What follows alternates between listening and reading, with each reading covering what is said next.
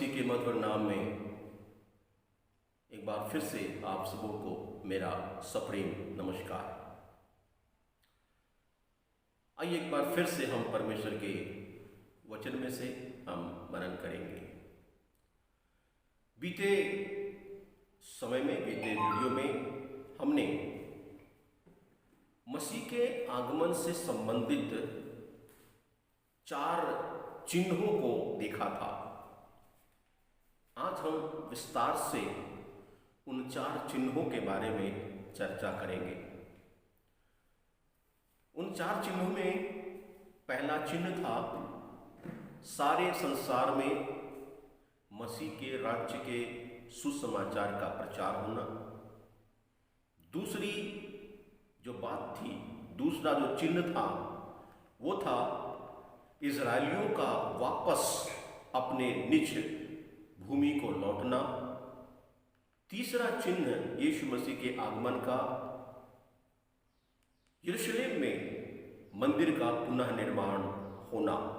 और चौथा और अंतिम बात जो थी वो ये एंटी क्राइस्ट की राज्य की स्थापना का होना। और इन 4 बातों के होते ही यीशु मसीह मध्याकाश में आ जाएंगे और कलीसिया मध्याकाश में उठा ली जाएगी। तो आइए हम आगे बढ़ते हुए हम आज पहले चिन्ह पर हम मनन करेंगे। मसीह के आगमन का पहला चिन्ह, निकट भविष्य में होने वाली घटनाओं में मसीह के आगमन में होने वाला पहला चिन्ह जो पाया जाता है मत्ती के सुसमाचार उसके 24 अध्याय उसके 14 वचन में, जहाँ लिखा है, राज्य का सुसमाचार सारे जगत में प्रचार किया जाएगा कि सब जातियों पर गवाही हो और तब अंत आ जाएगा। मित्रों, हम यीशु मसीह के दूसरे आगमन के विषय में और उस समय घटने वाले साइन चिन्हों के विषयों को देख रहे हैं। हम देख रहे हैं कि मसीह के दूसरे आगमन के समय मुख्य रीति से 4 बातें, 4 संभावित बातें होंगी। पहला, सुसमाचार का प्रचार सारी जातियों तक पहुंचाया जाएगा। दूसरा, इस्राएली प्रजा अपने निज भाग या अपने स्वदेश को लौट आएंगे। तीसरा, यरूशलेम में मंदिर का पुनः निर्माण किया जाएगा। और चौथा, एंटी क्राइस्ट, ख्रीष्ट विरोधी के राज्य की स्थापना होगी। प्रिय मित्रों, विगत वीडियो में हमने कुछ बातों पर विचार किया था। आइए अब हम थोड़ा और आगे बढ़ते हुए पहली बात पर हम विचार करेंगे। मित्रों, यीशु मसीह के दूसरे आगमन के समय पहली घटना यह होगी कि संपूर्ण विश्व में सब जातियों पर सुसमाचार का प्रचार का कार्य होगा, जिसका वर्णन हमने मत्ती के सुसमाचार 24 अध्याय के 14 में पढ़ा।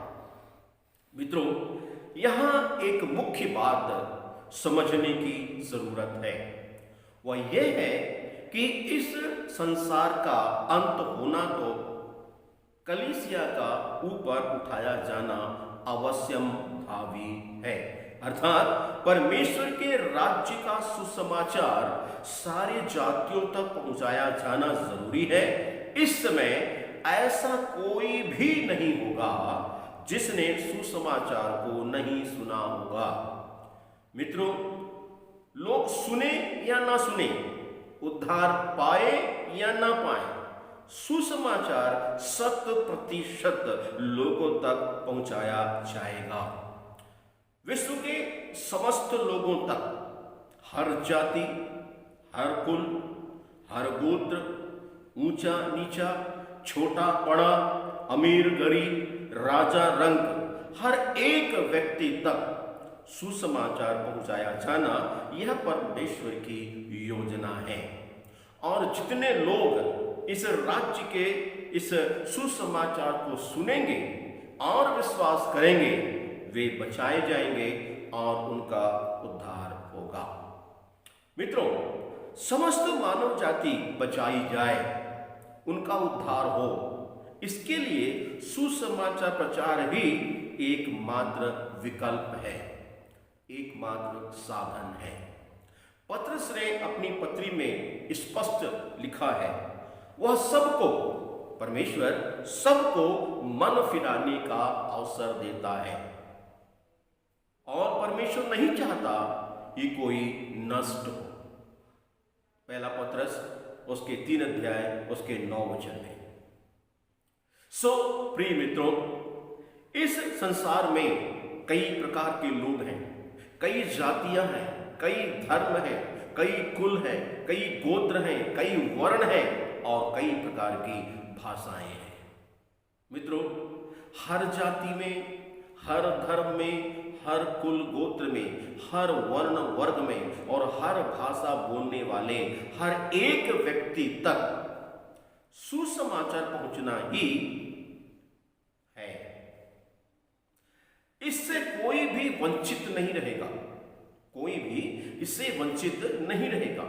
हर एक व्यक्ति तक सुसमाचार पहुंचना ही है। और जब हर एक व्यक्ति तक सुसमाचार पहुंचेगा, तब कलीसिया मध्य आकाश में उठाई जाएगी, तब ही रैप्चर होगा। और जब हर एक व्यक्ति तक सुसमाचार पहुंच जाएगा, अनुग्रह का युग समाप्त हो जाएगा। मित्रों, वर्तमान में अभी हम अनुग्रह के युग में जी रहे हैं। पवित्र आत्मा संसार से उठा लिया जाएगा और जाते जाते पवित्र आत्मा सार्वजनिक कलीसिया को, जिसने अपने आप को प्रभु के आगमन के लिए तैयार कर लिया है, पलक झपकते ही अपने साथ ले जाएगा। मित्रों, वर्तमान में हम अनुग्रह के युग के अंत में हैं, अंतिम दिनों में जी रहे हैं। इसी कारण से सुसमाचार अनेकों रीति से, अनेकों प्रकार से, अनेकों माध्यमों से प्रचार किया जा रहा है।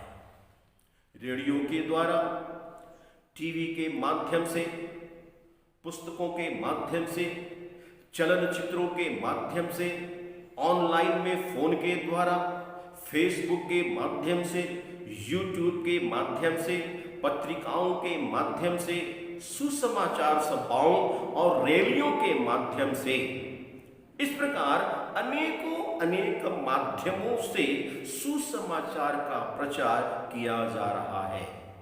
मित्रों, इन दिनों में ऐसा कोई भी साधन नहीं है जिसके द्वारा सुसमाचार का प्रचार न किया जा रहा हो। इसका एकमात्र कारण यही है कि हम अंतिम दिनों में जी रहे हैं। मित्रों, हम युग के अंत में आ पहुंचे हैं। हर एक के पास सुसमाचार पहुंचे, हर एक व्यक्ति के पास उसकी अपनी भाषा में धर्मशास्त्र हो, इसके प्रयास भी जोर शोर से किया जा रहा है। और मेरे प्रिय मित्रों, इन दिनों परमेश्वर अपने इस सुसमाचार प्रचार के कार्य को बड़ी तेजी से अंजाम दे रहा है।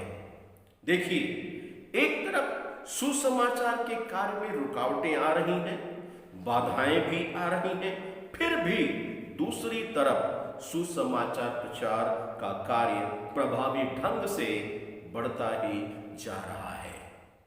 और जब दुनिया को उस अंतिम व्यक्ति तक, और जब दुनिया के उस अंतिम व्यक्ति तक सुसमाचार पहुंच जाएगा, तुरंत